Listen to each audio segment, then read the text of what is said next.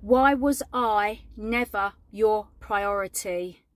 Why were we never your priority? Why were you never your priority? I am sitting here reflecting with sadness about what I have suffered, what I have lost, and mourning all of those experiences that I will never have with you.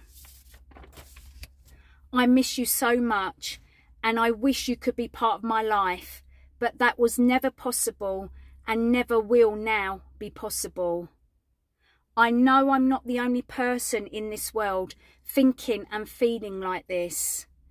As a mum myself, I love, support and care for my kids unconditionally. I decided to have children, and their safety and well-being are my top priority.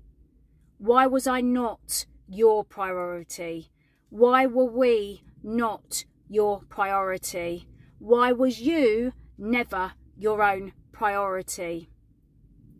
I want to do normal things with you, like go shopping, go for a meal, go for a day trip, pick up the phone and have normal mother and daughter conversations with you.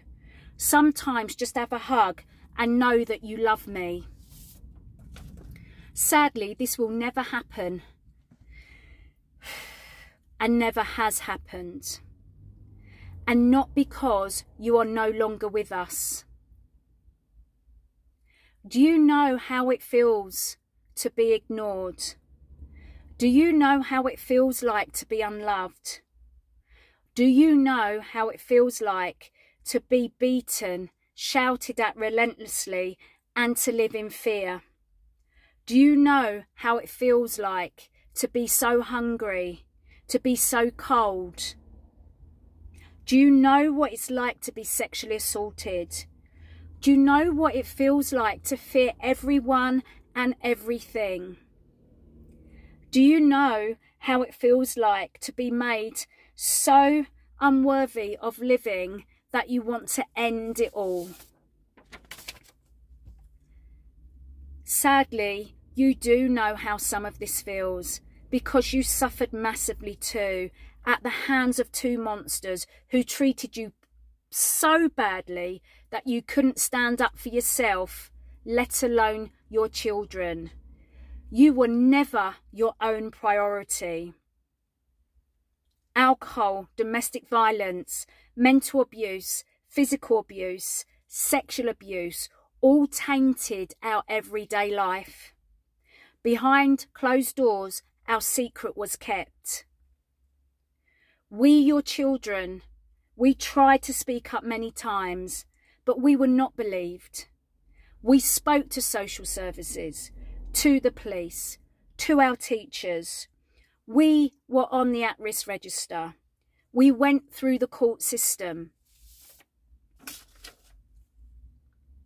Why were we no one's priority? Some of us were branded liars, known as angry and difficult children.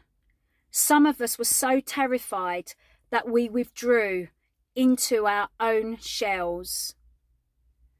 There was many a night I listened, sobbing and quivering under my blanket and my coat at the sounds coming from downstairs. The sounds of him shouting at you, hitting you, your cries, you shouting back at him. When he no longer got the reaction he wanted from you, he would pick on us, your children, and in the end, you would also join in. Where was the love, the support, the protection? Why were we not your priority? I know that you suffered sexual abuse as a child. I know you suffered domestic violence and infidelity in your first marriage. I know you suffered domestic violence, mental and physical abuse in your second marriage. I know that you are sorry to some of us for not being able to protect us, but you wasn't sorry for the abuse and the impact of that abuse on all of your children, was you? and for that I cannot forgive you.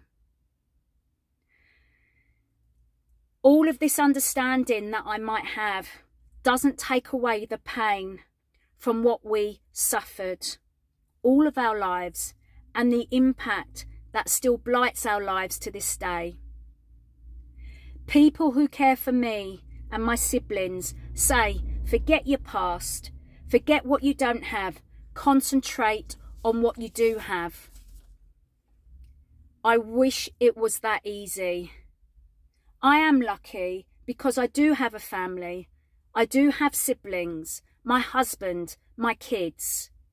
But there is still a part of me that wants my mum, that wants a mum to be part of my life.